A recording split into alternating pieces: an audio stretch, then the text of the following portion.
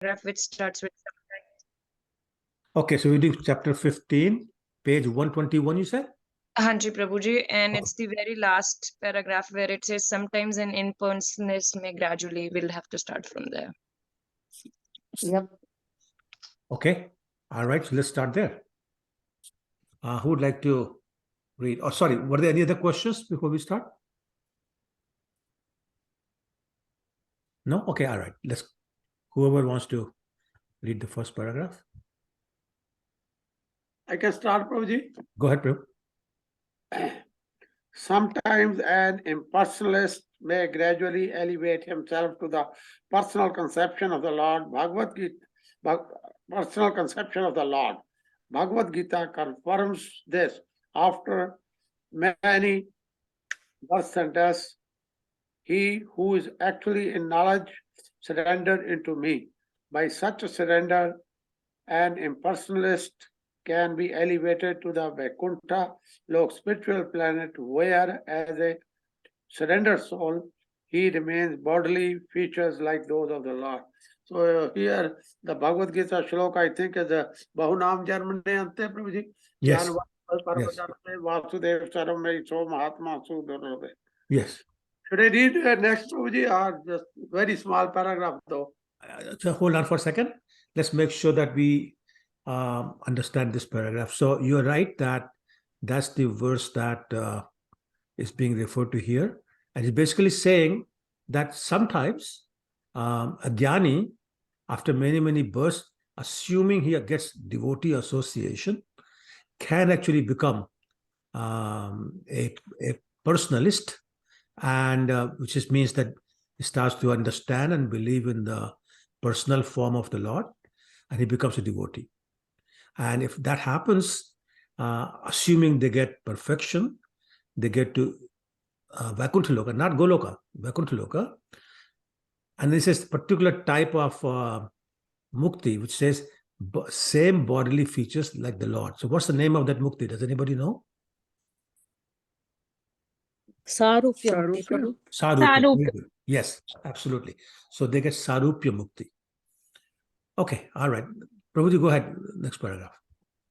In the Brahm Purana, it is Brahmanand Purana. Brahmanda.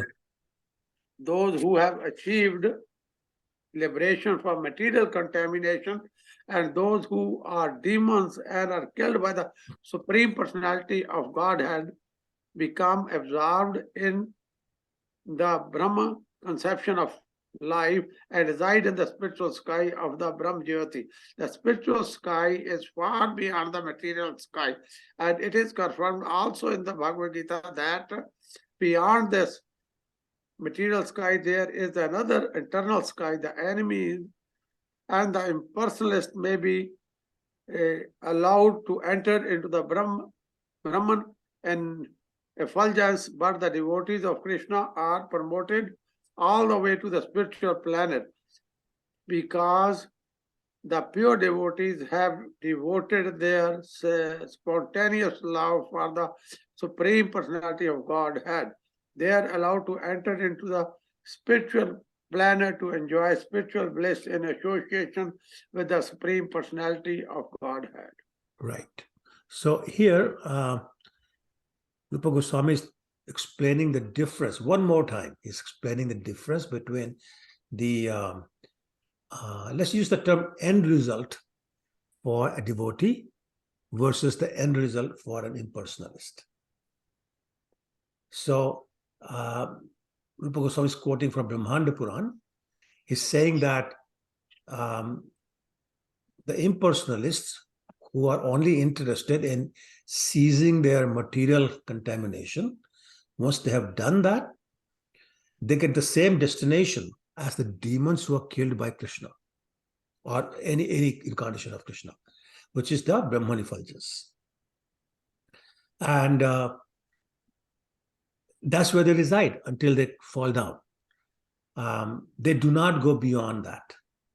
Nobody makes a jump from Brahma Jyoti to spiritual planets.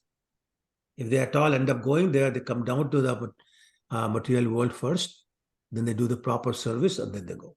On the other hand, On the other hand, the devotees go to the what's known as eternal sky, as Krishna talks about that in the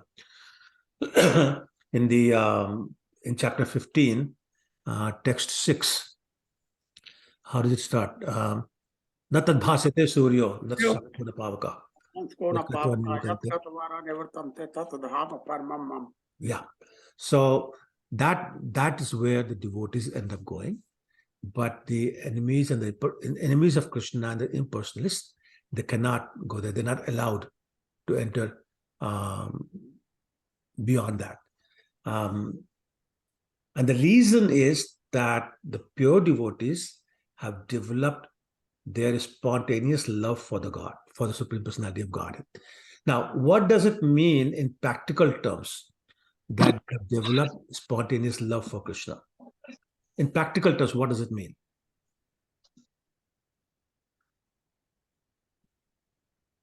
Always thinking. Thinking is one. Yes, go ahead. Staying association with the devotees of the Lord. Okay. There's something more that I'm looking for. Anybody else?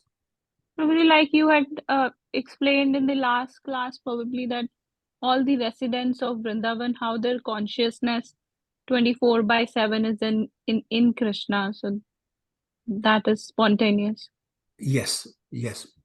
But also spontaneous love means that all they want to do is serve Krishna to please Krishna.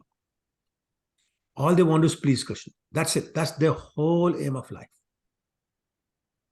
And because impersonalists don't believe in the form, there's no service, there's no love, and therefore they cannot enter. Okay? All right. And then what happens? This is a question somebody asked me last Tuesday. I was giving a class for ISKCON Vancouver, and somebody asked me. It says that the devotees enjoy spiritual bliss in association with the Supreme Personality of Godhead. The last line of the paragraph just read. In association with Personality of Godhead means in serving Krishna. So does this mean that the devotees are looking for the spiritual bliss to enjoy? And that's the reason they're serving Krishna? Anybody wants to answer that? They want to have Krishna enjoy their services. But here it's saying very clearly, therefore they enjoy eternal bliss in association with Krishna. So sounds contradictory. Their enjoyment is just in serving. They derive the pleasure in serving. So is that because, so are you saying, I'm just playing devil's advocate, okay? Yeah. So are you saying that they get the pleasure of service, that's why they're doing it? No, so the focus is service, not the pleasure. Pleasure is a byproduct of their focus, which is service. That's how I see it. Okay, fair enough. So what happens is... Because Krishna enjoys their service, that is what they enjoy.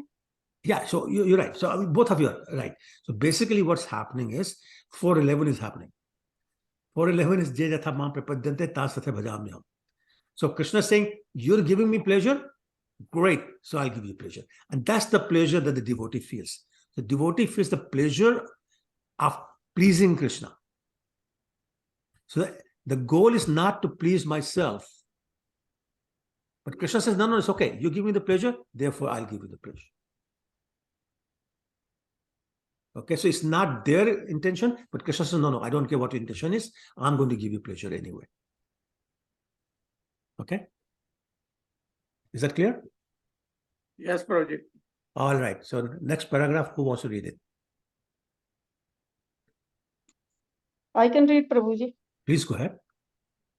In the 10th canto, 87th chapter, verse 23 of Srimad Bhagavatam, the Vedas personified address the Lord in the way, my dear Lord, yogis meditate upon your localized feature, and thus they achieve the spiritual perfection of being merged in the personal Brahma Jyoti. Persons who treat you as an enemy achieve the same perfection without meditating. The gopis who are embraced by your supertrained arms and who have such lusty attitude also achieve the same perfection.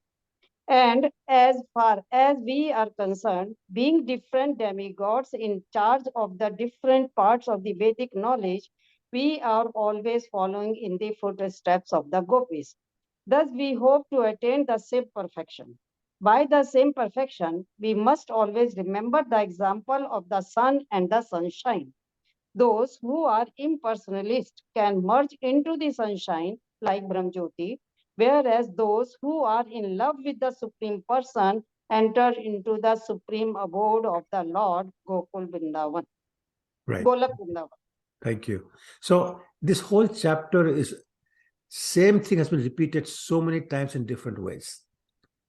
So you keep reading the same thing again and again and again. If you are an impersonalist, you merge in the Brahmajyoti. If you're a devotee, you go to Golok Vrindavan. So, and different examples have been given. One point here is being given here, and we discussed this last week also, is that impersonalists are focusing on the Brahman effulgence feature of the absolute truth.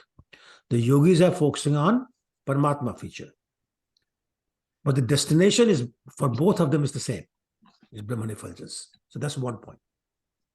The second point is being made is that the Vedas is personified as saying that even the enemies achieve the same perfection. And they have not done any meditation like the yogis. Okay, so I'll come back to this point. I just want to make this point here. Vedas personified as saying that demons have not done any meditation, but they still achieve the same perfection as these yogis and impersonalists. Okay. Then the gopis are getting the same perfection, but we have already read that perfection is different in that the gopis go to Golok Vrindavan. They don't get stuck in the Brahman effulgence. Whereas the enemies, the impersonalists, and the yogis get stuck in the Brahman effulgence. And the Vedas are saying, we hope, my dear Lord, when we say same perfection, you understand that we're talking about the gopis' perfection, not the demons, not the yogis, not the impersonalists. And they're saying, because we are always following in the footsteps of the gopis, which makes them Ragatmika Bhaktas, right? Everybody agree? Yes, Prabhuji. Okay, all right. So a couple of questions, and I want to come back to what I was saying just a minute ago. The demons are inimical towards Krishna. Most of us are also inimical in probably a different way, in that we're not trying to kill Krishna, but most of us are competing with Krishna. Does somebody want to give an example of how we compete with Krishna? Anybody? Or in the way just we want to enjoy our senses. Sure, absolutely. Any other way? Controller of things. My control. Sorry, I didn't hear either one of you. One, please start again. Prabhu, I said trying to be controller. Control, absolutely right. Yes. Sakhi Surapa, you were saying? I was saying the same thing like you always say, trying to lord it over. Okay, yeah. So absolutely. This is how we are competing. And the other way we compete is we try to show Krishna our opulence. Look at me, what I have done, what I have accomplished. So yes, so we are inimical in that sense. But Krishna is not coming to kill us. Why is that? In a way, it would be nice, right? Kill us at Brahman effulgence, but at least we're not going to come back. So why doesn't he come and kill us? He's giving us chance for purification. Why does he not do that with the demons? Prabhuji, the qualification required is still much higher than what at least I possess. Yes. Well, all of us. Our problem is not demon enough. I had to get really, really real capital D demon before he says, okay, I'll come. Otherwise, my agency is good enough. Maya will take care of you. A whip here and a cane there, and hurricane comes and all those kind of things to take care of you. Okay, so that was one point. The second point is, I'm going to give an example. I'm going to make a point again. That is it enough just to be inimical. Let's say you're inimical like a demon. Is that enough for Krishna to come and kill you? It has to be spontaneous, like Oh, Kamsa used to 24/7 meditate on Krishna in a different way, inimically, was planning, plotting against him. So it so you're has saying to, that being inimical is not enough. You have to be thinking about him all the time. Is that what you're saying? yeah, I think it has to be solid enough for him to come and kill like Kamsa was. So So when you say solid enough, what does always, that mean? What do you mean by solid enough? Big guy? so even if you are being inimical, it has to be like 100%. Okay, so let us say you're 100% inimical. Is that enough? Can I say something? Of course you can. Okay, I don't think it's just, Krishna can always kill Kamsa and anybody just, by raising his finger. He doesn't have to come. I think it all has to do with a devotee has to ask for it. Because Krishna do what devotees ask, right? When devotee like Prahlad, he came on the request of Prahlad, he did not came on the request or because of the misuse of power of Hiranyakashipu. So I think there has to be a devotee playing the role in that. Okay, good. Anything else? So let me give you an example of a demon I'm sure you've heard of, because his son was Supreme Personality of Godhead, or incarnation, I should say. King Vena. Who has heard the name King Vena? King? Vena, Vena. Vena. Who has heard of King Prithu? Yes. Oh, sorry, you were going to say something, Radhaprabhu? You told the story about King Prithu. Okay, what was the father's name? Vena. Good guess and correct guess. King Vena. King Vena. That's why Now I remember now. Prabhu. He is in the Srimad Bhagavatam. So he was such a demon. He said, I am Vishnu. Actually, I'm better than Vishnu. So everybody in my kingdom, stop worshipping Vishnu. You worship me. Anybody I'm going to catch worshipping Vishnu, you see the sword that I carry and you feel the edge of it. So he stopped everybody from worshipping Vishnu. He was a real demon and he was very strong, big guy. But Krishna never bothered coming. And where did he go? What was his destination? Brahman effulgence, Golok Vrindavan, Vaikuntha planets. What was his destination? Vaikuntha. Vaikuntha? You're sending him to Vaikuntha? You're so kind. Brahman effulgence. Brahman effulgence, why? Because he's enemy. Well, there are many enemies. That's the whole point. He went to hell. Went to? Hell. Hell. Hell. Okay. Biggest hell you can imagine. Why? What was the difference between Kansa and Vena? What was the difference between Shishupal and Vena? What was the difference? Was that one ingredient that's required? Big difference, probably. Sorry?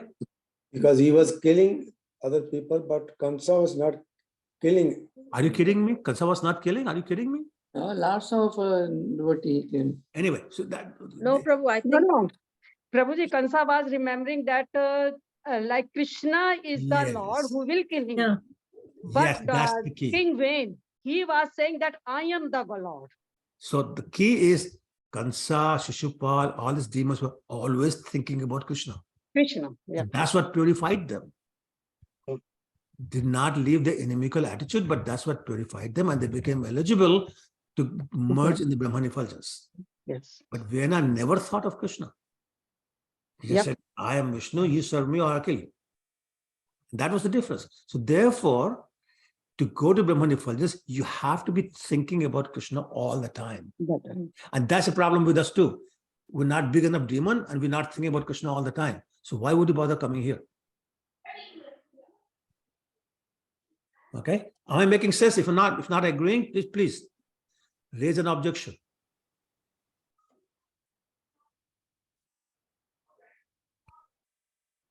No objection. Raising objection is not that easy, Prabhu. So, Prabhuji, Prabhuji, I have a Sure. question. Yeah, go ahead, please. You know, in Bhagavatam, this Paundraka Vasudevan comes. That Sorry? story comes. That Paundraka Vasudevan. Yes, yes. So he was also thinking himself as Krishna, right? Did he Right. also go to hell, Prabhu? No, he was killed by the chakra. Yes. But what was his destination, Prabhu? It doesn't say, but I'm guessing it's Brahmani Fulgence. Why, Prabhu? Huh? Oh, didn't he think he was on the same platform as Krishna? So he was inimical to Krishna. He said, Krishna, you are fake, I'm real. Yeah. Right? So he was inimical. Okay. No, I'm a little clouded here. No, you're saying that in the case of Vena, he thought himself as Krishna and his destination was hell. Because he never thought of Krishna. He said, I'm superior to Vishnu. That's it. Okay. Okay, now I get it. Okay. Okay. Thank you, Prabhu. Yeah, Sure, no thank problem. you. No problem. Anyone else? So just one question. Hello. How was the King Vena killed? Oh, actually, the Brahmins who said this guy is danger to the human race, so they killed him. The Brahmins killed him with the mantras, and then they churned his body. Yeah. The first personality that appeared was a very dark colored dwarf, which was basically the personification of all the sins of King Vena. And then second personality that appeared was King Prithu. Thank you, Prabhuji. Sure, no problem. Anyone else? Okay, so the point that I've been trying to make is that it's not just the envy or fear of God that brings Krishna to kill you. I shouldn't even say that. That makes Brahmani Fulgence the destination. But it's the total absorption in the mind, in one's mind of Krishna. That's what makes one eligible to go to Brahmani Fulgence or not. Okay, so that's the point that I was trying to make, and that's the point that's being made in these paragraphs. Does that make sense? Yes, Prabhuji. Okay, all right. Then who wants to read the next paragraph? I'll read, Prabhuji. Please go ahead. The lusty attitude of gopis does not refer to any sort of sex indulgence. Srila Rupa Goswami explains that this lusty desire refers to devotees' particular attitude of association with Krishna. Every devotee in his perfectional stage has a spontaneous attraction to the Lord. This attraction is sometimes called the lusty desire of the devotee. The lust is the devotee's excessive desire to serve the Lord in a particular capacity. Such a desire may seem to be a desire for enjoying the Lord, but actually the endeavor is to serve the Lord in that capacity. For example, a devotee may be desiring to associate with the personality of Godhead as his cowherd friend. He will want to serve the Lord by assisting him in controlling the cows in the pasturing ground. This may appear to be a desire to enjoy the company of the Lord, but actually it is spontaneous love serving him by assisting in managing the transcendental cows. Right. I love this example, by the way, because this makes it so clear. And let's just read this one more time, okay? For example, I'm just reading. A devotee may be desiring to associate with the personality of Godhead as his cowherd friend. But why? Because he wants to serve the Lord by assisting him in controlling the cows in the pasturing ground. It is not that he wants to enjoy the company of the Lord. That would be selfish.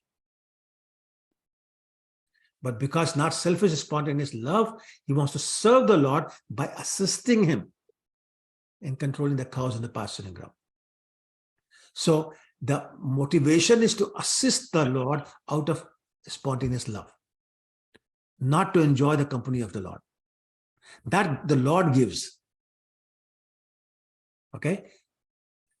Does this example make it clearer to whatever we've been talking about in terms of selfish versus selfless versus what I want to give, what I want to get? Does this make it clear? Yeah, Yes, Prabhuji. Prabhuji. Yes. Okay, good, because again, another key point of this chapter. Okay, so let's read one more paragraph, then I'll come back to these 3 paragraphs and talk about them. Okay, Prabhuji, I'm going to read it. Please go ahead. Sensual attraction. This extreme desire to serve the Lord is manifest in the transcendental land of Praja, and it is specifically manifested among the gopis. The gopis' love for Krishna is so elevated that for our understanding, it is sometimes explained as being lusty desire. Shall I read next? This is okay. Yes, no, go ahead. Read the next paragraph. The author of Shri Chaitanya Chitamrit, Kaviraj Krishndas, has explained the distinction between lusty desire and the service attitude in this statement. Lusty desire refers to the desire to gratify one's personal senses, and transcendental desire refers to the desire for serving the senses of the Lord. In the material world, there is no such thing as a lover's wanting to please the senses of his beloved. Actually, in the material world, everyone wants mainly to gratify his own personal senses. The gopis, however, wanted nothing at all but to gratify the senses of Lord. And there is no instance of this is in the material world. Therefore, gopis' ecstatic love for Krishna is sometimes described by scholars as being like the lusty desire of the material world. But actually, this should not be taken as a literal fact. It is simply a way of trying to understand the transcendental situation. Thank you.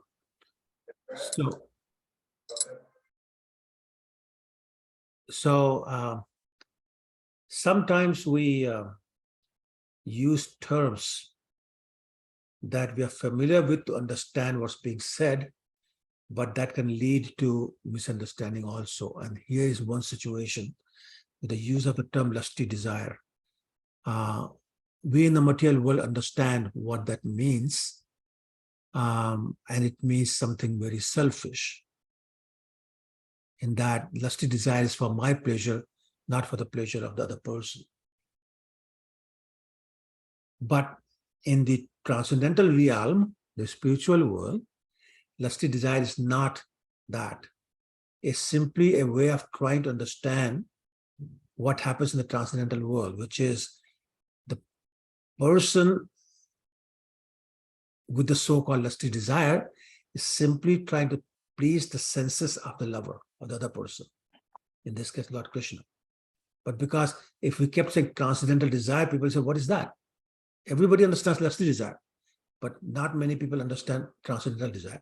So hence the term is used, but Rupa Goswami is warning us, cautioning us to not misunderstand. That is not the same as the mundane world. Okay, so that's one point I wanted to make. I want to make a few more points on these 3 paragraphs that we just read. Okay, we all have understood, I hope we have, that Ragatmika Bhakti or spontaneous attraction is the basically a means of concentrating the mind upon Krishna, means of fixing the mind upon Krishna. We have mentioned them here and there, but I just want to summarize them, that there are 6 basic types of spontaneous attraction that we have talked about. And assuming that they are accompanied by constantly thinking of Krishna, they can all lead to Brahmanifaljas or spiritual world. But 4 of these 6 types that we just talked about, or going to talk about, which are fear of Krishna, envy of Krishna, respectful affection of Krishna, an obedient devotion to Krishna. They are not Ragatmika Bhakti. Only the lusty desire, or in Sanskrit it's called Kamarupa, and a familial relationship that we talked about the Pandavas and the Yadus. They are the two genuine Ragatmika Bhakti, or spontaneous love. They are the ones that will be awarded the highest goal, which is love for Krishna, Prema for Krishna. So the Sanskrit word for the lusty desire is Kamarupa. And the one for familial relationship is Sambandharupa. So we'll see these words later on again. Kamarupa and Sambandharupa. Okay. I want to repeat, the lust in the material sense, or Kam, is the intense thirst or desire to satisfy our senses. But that is material lust. The spiritual Kama, spiritual lust, is to satisfy the senses of Krishna. Like I say, we keep repeating these things, but they're so important that Rupa Goswami has, for some reason, repeated it again and again and again to make sure that we understand this. So once again, the spiritual Kama, or spiritual lust, is the intense desire or intense thirst to satisfy Krishna's senses, which are his spiritual senses. And that is why we just read the line that said, the lust is the devotee's excessive desire to serve the Lord in a particular capacity. We just read that sentence. So this is the spiritual lust. Okay. Now, the problem comes that the activities may be the same. So, for example, boyfriend, girlfriend meet in a park in city of Toronto, and they embrace. Maybe if they go to a party, they dance, look into each other's eyes or whatever. That's mundane, material karma. But the gopis do the same thing. They're looking into the eyes of Krishna, they're embracing, they're dancing with him. So activities may look the same. But the desire is totally different. In one case, the desire to satisfy own senses. In the other case, the desire to satisfy Krishna's senses. And that is what sometimes becomes very difficult for the conditioned souls like us to understand. And we get all mixed up. We start saying all sorts of nonsense. So why is the difficulty coming to us? Because we have a natural tendency to interpret things in the context of our own experience. I mean, everybody's saying it. We interpret things in the context of our own experience. So because I'm talking about mundane people, because in our experience, conjugal affairs like dancing and embracing are manifestations of mundane lust. So when we hear about the pastimes of Krishna and the gopis, we misinterpret the same way, that this is the playboy and girlfriend-boyfriend scenario. However, a devotee with, let's say, a genuine realization in bhakti, a pure devotee, when they see the pastimes between Krishna and the gopis, they see them as what they really are, which is what? Pure exchange of unalloyed love. A pure devotee understands that the internal motivation of the gopis is so radically different from the motivation of the mundane lovers, which is the gopis want to please the senses of Krishna, the senses of the lover.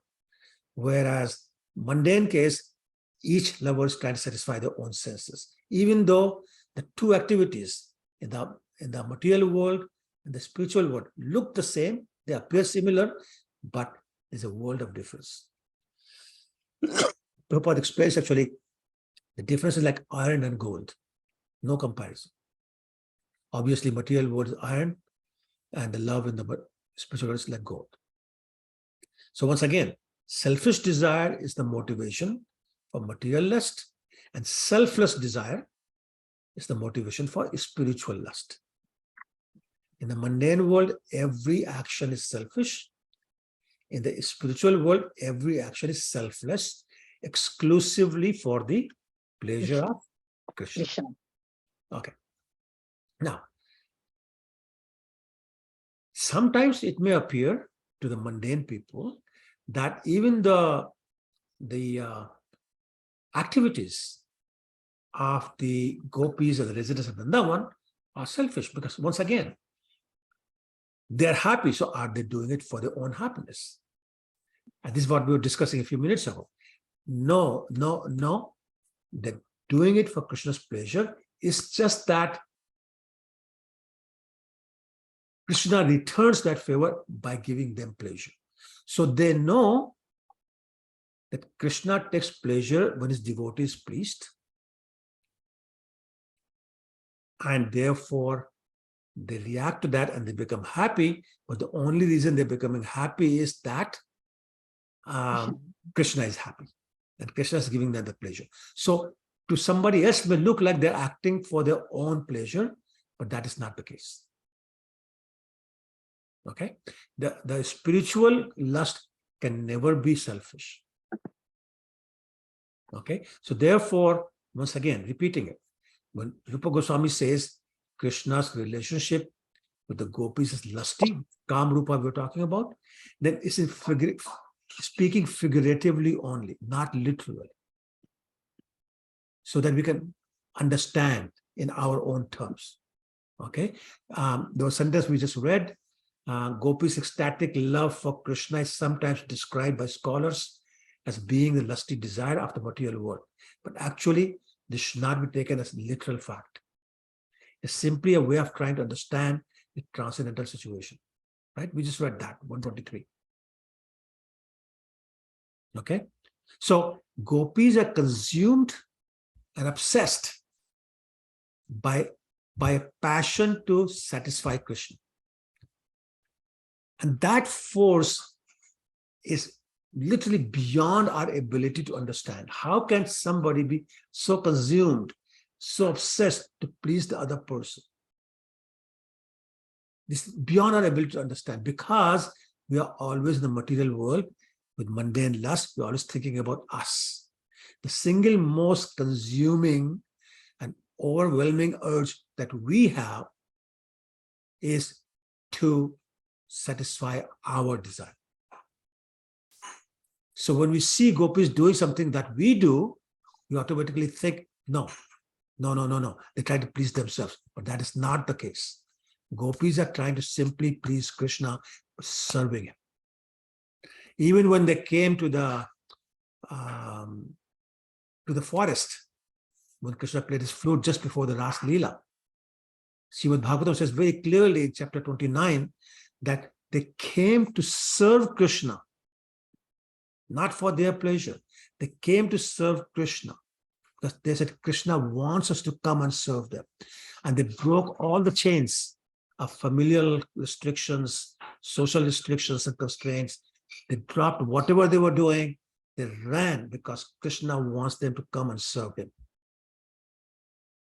That's how intense their desire was. They said, we don't care if society outcasts us. We don't care if our husbands leave us.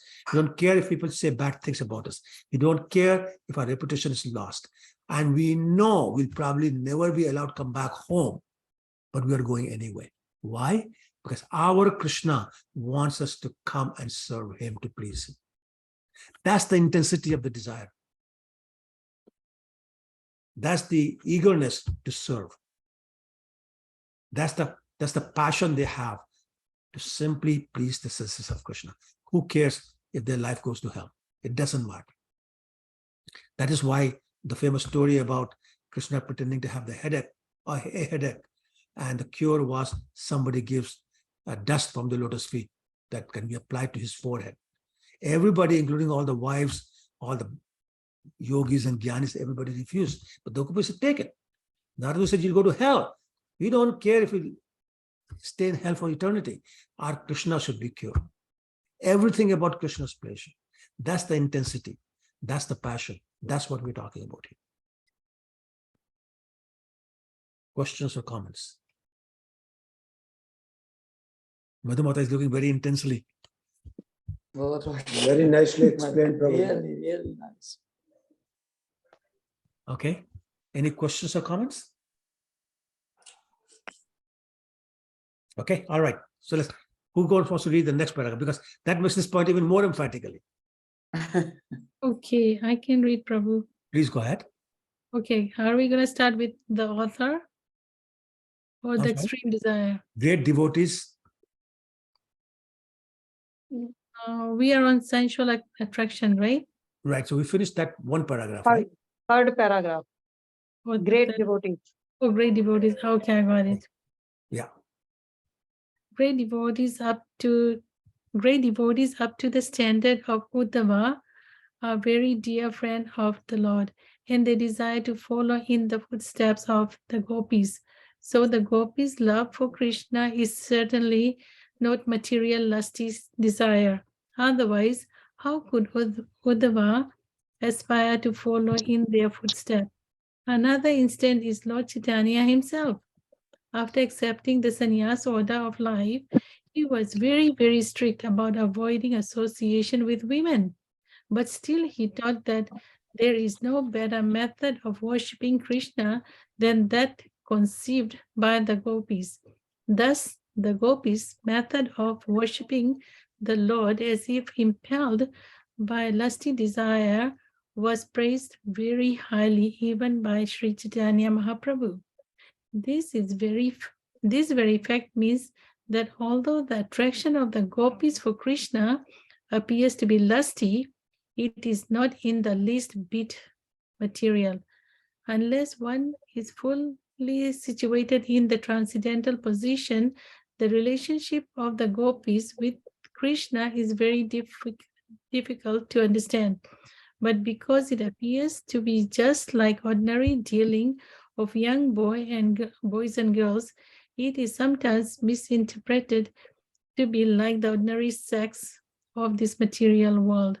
Unfortunately, people who cannot understand the transcendental nature of the love affairs of the gopis and Krishna take it for granted that Krishna's love affairs with the gopis are mundane transactions, and therefore they sometimes indulge in painting licentious pictures in the same modernistic style. Right. That last sentence, yeah, I've seen some calendars in India of Radha Krishna. They make me sick. They make Radharani look like some ordinary girl, scanty clothes and all those kind of things. These people are horrible. Anyway, so two very wonderful examples have been given. And Rupa Goswami is saying, just sit back for 1 second. Think calmly. Do you really think a person like Uddhava, who was a very close associate and a cousin of Lord Krishna, so intelligent, so smart that Krishna would actually go to him for counsel? He was the only, so he and Maitreya Rishi were the only two people present when Krishna was about to wrap up his pastimes from the material world. Krishna spoke to Uddhava, almost entire 11th canto is dialogue between Krishna and Uddhava. That is the person we're talking about. That person, when sent by Lord Krishna to give his message to the gopis, comes back in so much awe of the love and the attitude of the gopis for Krishna that he wanted to take the dust off their lotus feet. He wanted to become a creeper in the land of Vrindavan, so the gopis would walk over him and drop their dust from their lotus feet on him. So if the gopis were ordinary girls interested in mundane sex, would Uddhava be impressed with them to this extent? Not a chance.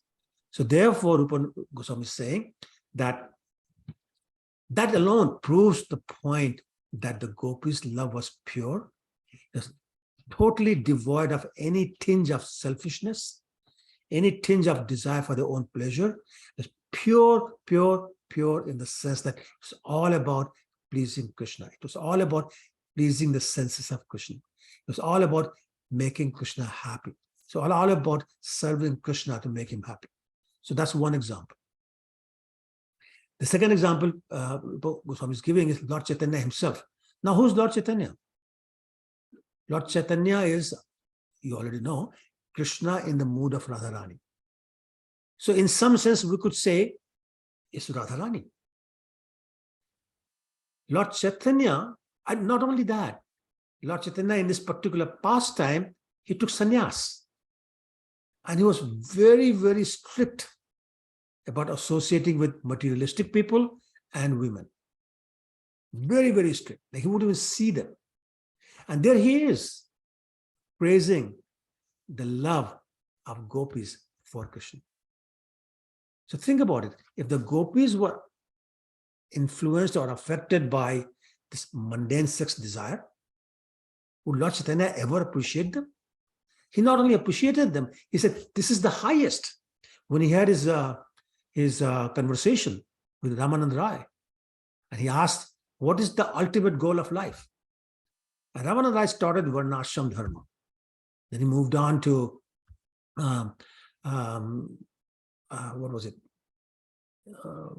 After Varnashram, he moved on to, Karma Mishra Bhakti, Gyan Mishra Bhakti, which means devotional service is mixed with speculative knowledge. Then he moved to Karma Mishra Bhakti, which is with fruitive activities. And Lord Chaitanya kept saying, no, it's external, move on. It's external, move on. Then he went to pure devotional service and he started with Dasiras. He said, no, there's more. Then he moved to Sakhiras. Lord Chaitanya said, no, there's more. Then he said, Vatsaliras. And Lord said, it's more. And then he said, conjugal of the gopis. Yes. Lord Chaitanya did not stop there, but he said, okay, now you're getting there. Because he wanted to make the point that Radharani's love is even higher than the gopis' love. But my point that I'm making in this context here is that that's the personality who's appreciating the love of the gopis for Krishna. How can it be mundane? Okay, so that's the main point. Just a side comment I want to make. Srila Prabhupada said many times that if we hear about Ras Leela from pure devotees, then our lusty desires will disappear. Now, if Bhagavatam is saying that, then how can Ras Leela be regarding material lust? If you look at the chapter 29 of 10th canto, which is the beginning of the 5 chapters, the most confidential chapters, you see with Bhagavatam, that's the beginning of Ras Leela. The very first verse, Shukadeva Goswami is saying, this pastime is a manifestation of the Yoga Maya potency of Krishna. You can check it, 1029.1. So Shukadeva Goswami is making very clear right off the bat that this is the work of the internal potency of Krishna, not the external potency. So how can material lust be there? Okay. Now, who's not convinced? Raise your hand. Okay. So everybody's convinced. Good. Convinced. Huh? There's no question of no. Okay. Convinced. All right. So let's read the next paragraph then.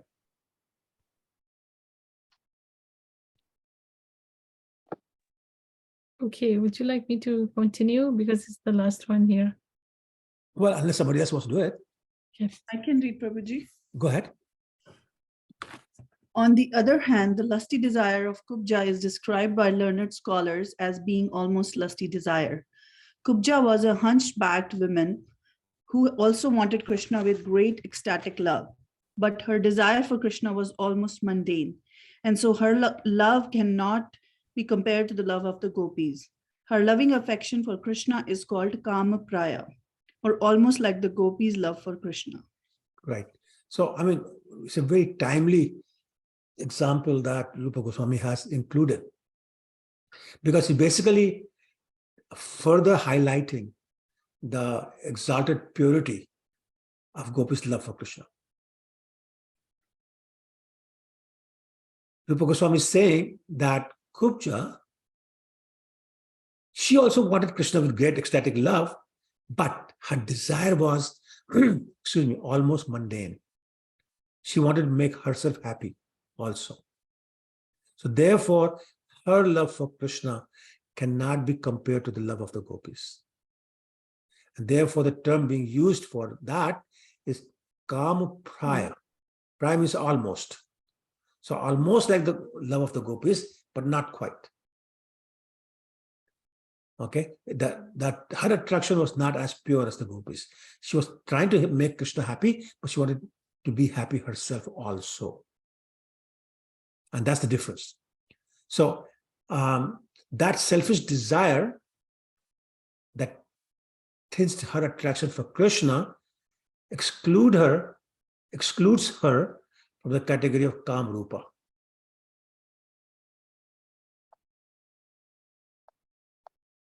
And she's relegated to the status of Kama Prai, which is almost, but not quite, almost lusty desire. Okay, so hers was, you can say, transcendental Kama mixed with mundane Kama. It's like almost like Lord Shiva. Yes, Vishnu Tattva mixed with Maya becomes Lord Shiva. So I'm stretching it, but just to give you understanding, hers was mixture of transcendental Kama and mundane Kama. So not the same as gopis. Okay, thus endeth the chapter 15th and the discussion, unless there are any questions.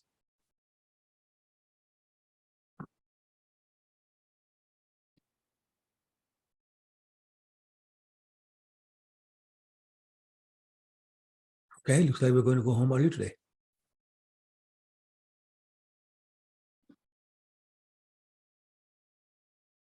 All right. If there are no questions, I don't think I should start the next chapter today. So we will stop here and see you all next week.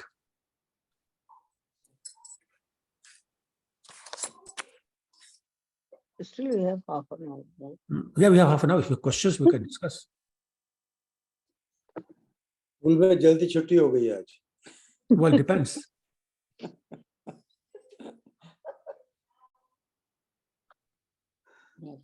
Prabhuji, I was throughout you were explaining, I was thinking what not reading scriptures can do to our brain. Like, we've been all raised with, that we are Chopra kind of Krishna Radha. And, we've always known Krishna Radha for something that they should not be known. And that's what the world known. Good thing, at least we know, but at the same time, that half knowledge was the most destructive knowledge we all had. Absolutely. Neem Hakim Khatre Jan. Ji. True. Yeah, so absolutely right. And also, it's important to understand the meaning as opposed to just reading it like a novel. Because that can create a lot of misunderstandings also. We should be, the only word that comes to mind is from Shad Goswami Ashtakam, which is scrutinizingly. Why was this word used? We're always in a hurry to finish. So we say, oh, okay, let's finish 15 verses today. 15 minutes, 15 verses. That's when we lose it. So take the time. There's no rush. Take the time, try to understand what's being said. And these books, Bhagavad Gita, Bhagavatam, every word is chosen so carefully. Every word. There can be 5 other words used for the word used there, but they've used that one. There's a reason why. For example, an easier way to understand is in Bhagavad Gita, Arjuna calls Krishna by various names. What are some of the names Arjuna uses for Krishna? Rishikesh, Gunakesha, so many. Gunakesha Arjuna. Madhav, Achyut, Madhav, Keshav. So many. Madhusudan. Madhusudan, yes. Right? So and if you look at the verse, there's some context of the word used for Krishna. Similarly, Krishna calls Arjun by different names. What are some of the names? Dhananjay, Okay. One. Gudakesh, Yeah. Parth, Yes. Konteya, Yeah. Komte. So if you look at the verses where these words have been used, there's a context. The names are connected with the, like the work in that one is connected with the name also. Name is Exactly. connected with that. That's what I'm saying. That Yeah. if you look at the verse, there's a connection. Connection. That verse with that word. Yep. These are not ordinary literature. They are very extraordinary literature. I know. You know, and so my point is that we should look for these things and appreciate this. Then you actually enjoy reading it. And a lot of other meanings become clearer when we do that. Absolutely.